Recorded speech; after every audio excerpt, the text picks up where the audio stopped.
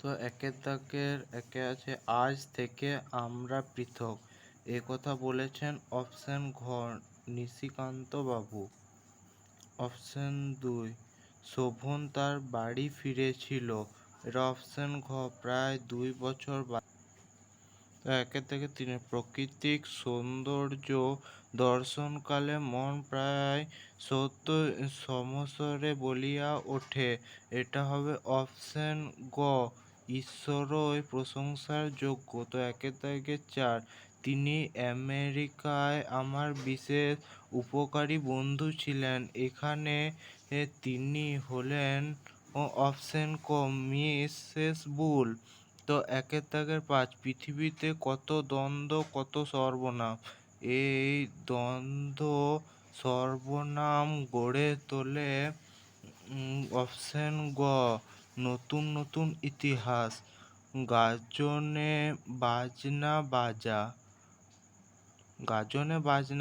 গাজন নামক লোকতায় উৎসব এখন বাংলায় অনুষ্ঠিত হয়।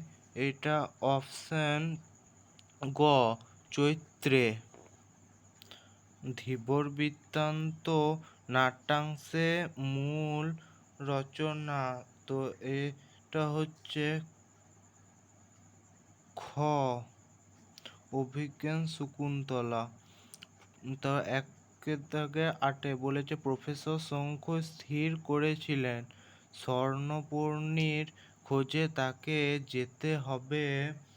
অপশন গ কৌশলীতে। তো ১.৯ স্বর্ণপর্ণী প্রকাশিত হয়েছিল।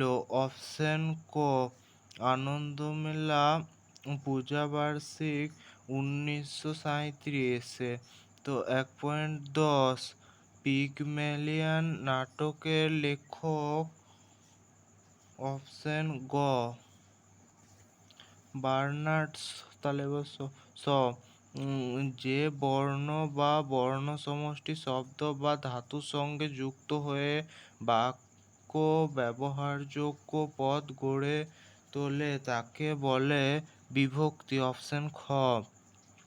তো একের দাগের ১২ বলেছে অর্থগত দিক থেকে শব্দ কয়টি। এটা অপশন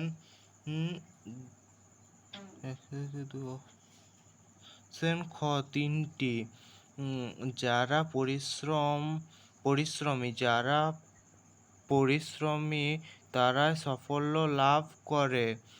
রেখাঙ্কিত পদদ্বয় কোন ধরনের সর্বনাম পদ। তো এটা অপশন গ সাপেক্ষক বা সংখ্যাবাচক সর্বনাম। তো একের দাগে ১৪ তুমি ৭-৫ ভেবে কি করবে এটি কোন ধরনের বিশেষ্য পদ। তো এটা অপশন খ সংখ্যাবাচক বিশেষ্য। ও একের দাগে ১৫ এত অতএব সুতরাং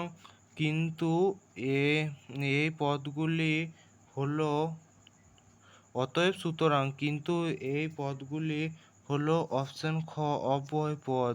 ক্রিয়ার মূলকে বলে ধাতু।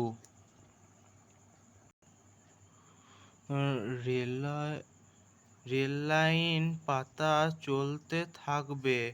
চলতে এটা কি ক্রিয়া। এটা অপশন খ অসমাপিকা ক্রিয়া।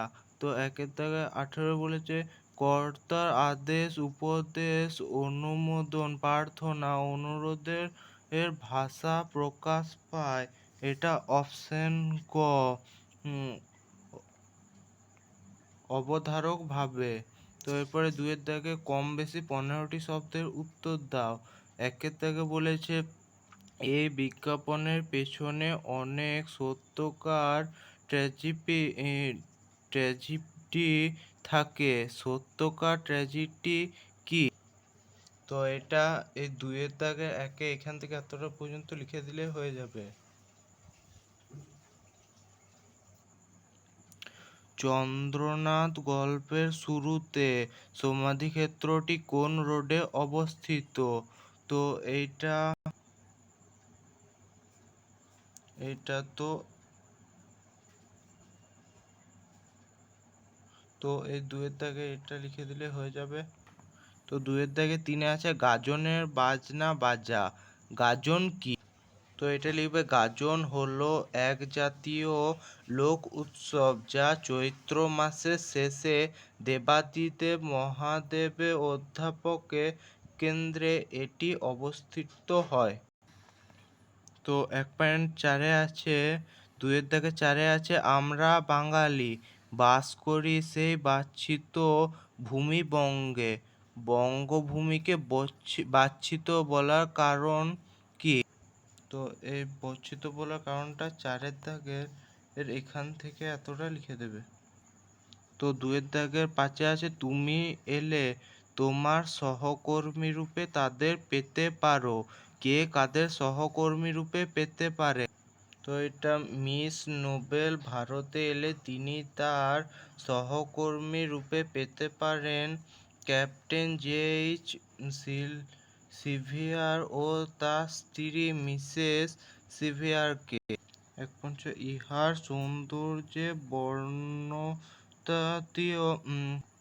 ইহার সৌন্দর্যে বর্ণনাতীত কোন সৌন্দর্যে লেখিকা বর্ণনাতীত বলেছেন? তো এটা 2.6-এর অ্যান্সার এখান থেকে এতটা লিখলে হয়ে যাবে। তো 2-এর দাগের সাথে ধীবর বৃত্তান্ত নাট্যাংশটি বাংলায় কে তর্জমা করেছেন? এটা 2.7 ধীবর বৃত্তান্ত নাট্যাংশটি বাংলায় তর্জমা করেছেন সত্যনারায়ণ চক্রবর্তী। তো 2-এর দাগের 8-এ হাইনারিক স্টাইনার কোন বিষয়ে অধ্যাপক ছিলেন? তো এটা 2-এর থেকে 8-এরটা সংস্কৃতের অধ্যাপক হন। 2-এর দাগের 9-এ আছে লুগার অটোমেটিক পিস্তল কোথায় তৈরি হয়? তো লুগার অটোমেটিক পিস্তল জার্মানিতে অবস্থিত। 2-এর দাগের 10-এ স্বর্ণপূর্ণার খোঁজ পেয়ে শঙ্কু কি করেছিলেন? এটা লিখে দিলে হয়ে যাবে। তো 10-এর দাগে এটা লিখলে হয়ে যাবে। তো 2-এর দাগে 11 একটি ধনাত্মক অব্যয় পদের উদাহরণ দাও। তো একটি ধনাত্মক অব্যয় পদের উদাহরণ হচ্ছে যেমন কলকাতা গুনগুন, যে কোনো একটা দিলে হয়ে যাবে। 2-এর দাগে 12 পদ কাকে বলে? কয় প্রকার? এই তো শব্দ কাকে বলে কয় প্রকার, এখান থেকে এতটা লিখলে হয়ে যাবে। তো 2-এর দাগে 13 ঐতিহাসিক বর্তমান কালের একটি উদাহরণ দাও। তো ঐতিহাসিক বর্তমান কালের একটি তো এটা উত্তরটা এবার দেখে নেবে। 2-এর দাগে 14 দ্বিকর্ম ক্রিয়ার উদাহরণ দাও। এখানে দ্বিকর্ম ক্রিয়ার দেখে নেবে। তো 2-এর দাগে 15 বর্তমান কাল কত প্রকার ও কি কি? কয় প্রকার ও কি কি? বর্তমান মধ্যে 4টি ভাগে ভাগ করা হয়, দেখে নেবে। 2-এর দাগে 16 প্রযোজক ক্রিয়া বলতে কি বোঝায়? উদাহরণ দাও। তো প্রযোজক ক্রিয়াটা দেখে নেবে 16 অ্যান্সারটা। তো 2-এর দাগে 17 যেমন কর্ম করবে তেমনি ফল পাবে, এই ক্রিয়া কোন ভাবের উদাহরণ? তো দেখে নেবে কোন ভাবের উদাহরণ। সকর্মক ও অকর্মক ক্রিয়ার একটি পার্থক্য লেখ। তো সকর্মক ও অকর্মক ক্রিয়ার পার্থক্য। তো এই ভিডিওতে আমি মান 1-এর সমস্ত প্রশ্ন উত্তর করলাম, আর বাকিটা পার্ট 2 এর পরের ভিডিওতে আমি করে দেখাবো।